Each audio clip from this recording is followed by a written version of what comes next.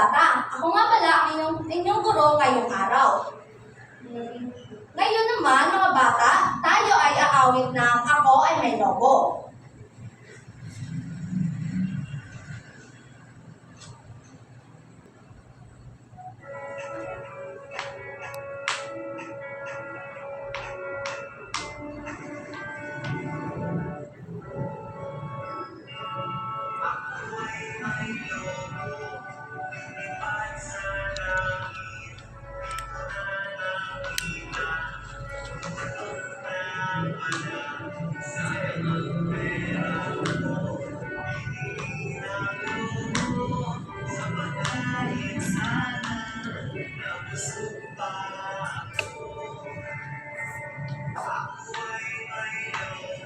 Ngayon naman mga bata, sagutin ninyo ang aking mga katanungan. Ano-anong hugis at kulay ang inyong nakikita sa ating inawit na Ako Ay May Lobo? Bilog. Magaling mga bata, meron tayong nakikita ang bilog, parisukat, parihaba. Ano naman ang mga kulay na ating nakikita? Pula. Magaling mga bata, may nakita tayong pula, asul, berde, apol. Mga bata, magtingin kayo sa ating paligid. Ano ang inyong mga nakikita sa ating paligid? Anong mga hugis at kulay ang inyong napapansin? Square. Magaling mga bata, ang TV nito ay nagsisilbing pareho nga mga bata, sagutin nyo ang aking katanungan. Alam nyo ba kung ilan ang titik ng alpabeto? 26. Magaling mga bata, meron tayong 26 na letra sa alpabetong Pilipino. Ngayon naman, ano ang tunog ng unang titik? Ang huling titik. Magaling mga bata. At ang huling titik, anong tunog? Magaling, mahusay. Ngayon naman, meron akong flashcard. Ang gagawin nyo ay sasabihin ko yung letter tapos itutunog nyo. Itunog mo, huhulaan ko. Ngayon, meron ako dito, letter D. Pakitunog nga. Da. Magaling mga bata. Meron akong letter S. Magaling mga bata. Meron ako dito titik B. Ba. Magaling, mahuhusay. Papalakpakan na natin ang ating mga sarili. Ngayon na mga bata, ang layunin ng ating aralin na number and attributes pattern ay identify simple repeating patterns, complete and give the missing object in a given combination of continuous and repeating patterns, recognizes the concept in solving number and attributes pattern. Ngayon, sa paggawa ng pattern, kailangan tayo nagsisimula lagi sa kaliwa, katulad ng halimbawa ng pangalan ko. Ang pangalan ko ay Iris, lagi tayo nagsisimula sa kaliwa papunta sa kanan. Sa pattern, ganun din. Kailangan daw natin magsimula sa kaliwa para daw matukoy natin yung kasunod na pattern. Ngayon mga bata, nakadalo na ba kayo ng isang birthday party? Opo. Ano ang napapansin nyo sa larawan? May payaso po. Magaling mga bata, ito ay isang payaso o clown. Ngayon naman, anong mga hugis o kulay ang inyong nakikita? Bilog. Magaling mga bata. Ano naman ang kulay na nauulit? Dilaw. Magaling. Dilaw. Ano naman kaya ang hugis na nauulit? Bilog. Magaling mga bata. Mga bata, kapag pinagsama-sama natin ang mga kulay o hugis at bilang, may mabubuo ba tayong pattern? Opo. Magaling mga bata. Ngayon naman ay gagawa tayo ng bata, gagawa tayo ng pattern gamit ang iba't ibang pattern ng hugis at kulay. Meron ako dito mga cutouts picture. Ang gagawin nyo ay i-edit nyo yung pagkakasunod ng pattern gamit ang kulay at hugis. Kaya naman, sino gustong sumagot sa unahan, mga bata? Ako po. Sige nga, pakidikit nga ito.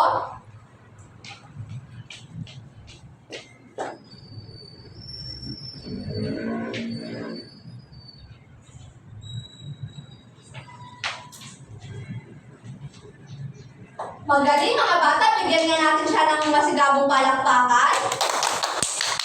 Ngayon naman, sino naman ang gustong gumawa ng pattern gamit ang hugis? Ako po. Magaling!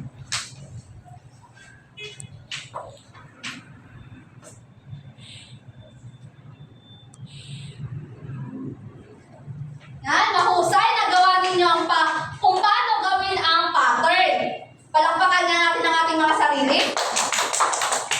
Ngayon naman, magkakaroon tayo ng talakayan sa inyong ginawa. Ano ang inyong napapansin sa ginawang halimbawang pattern? Nauulit po. Magaling! Paano ito ginawa? Pamamagitan po ng kulay sa kahugis. Magaling! Sa pamamagitan ng kulay at hugis, nakakagawa tayo ng pattern at sa pamamagitan din ng sisimulan natin lagi sa kaliwa ang paggawa ng pattern. Bakit kinakailangan tayo magsimula sa kaliwa sa paggawa ng pattern? Para po sunod-sunod. Magaling mga bata!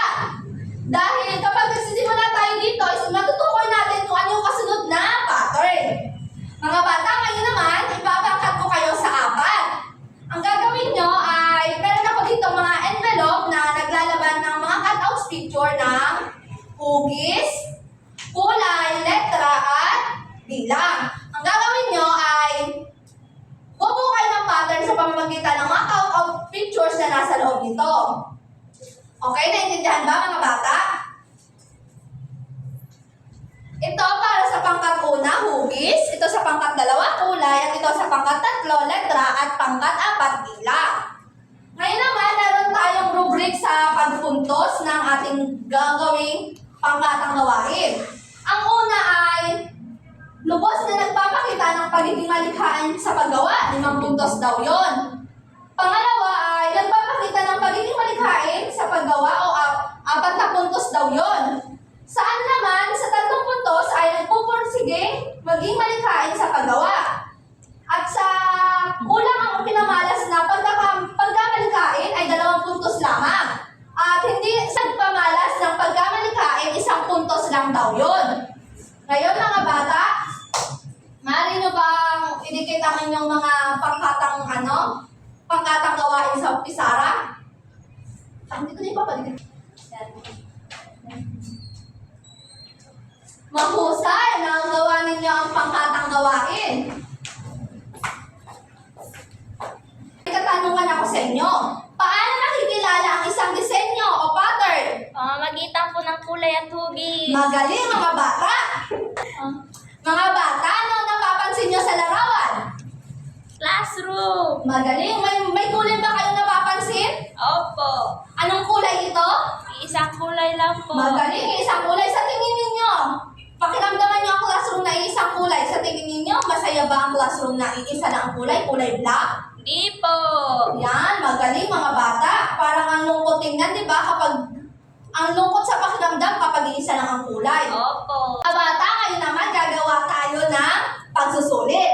Isulat o iguhit ang kasunod na pattern.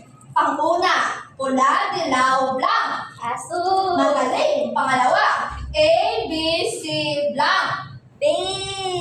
Magaling. Pangatlo, tatsulok, parihaba, blank. Parisuka. Magaling. Pang-apat, 10, 12, 13. 14. Magaling. Pang-apat, ito naman ay naglalarawan ng bilog. Maliit, malaki. Pinakamalaking bilog. Magaling mga bata. Ngayon naman, bago tayo natin tapusin ang ating talakayan, tayo ay magkakaroon muna ng assignment o karagdagang takdang aralin.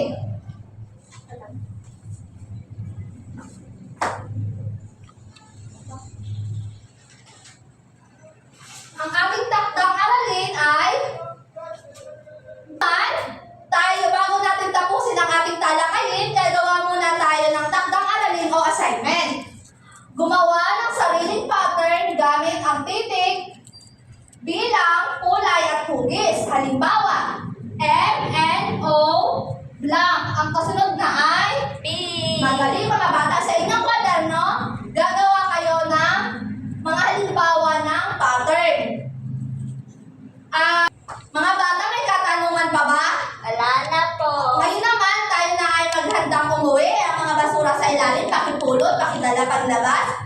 Sana may naunawaan kayo at naintindihan sa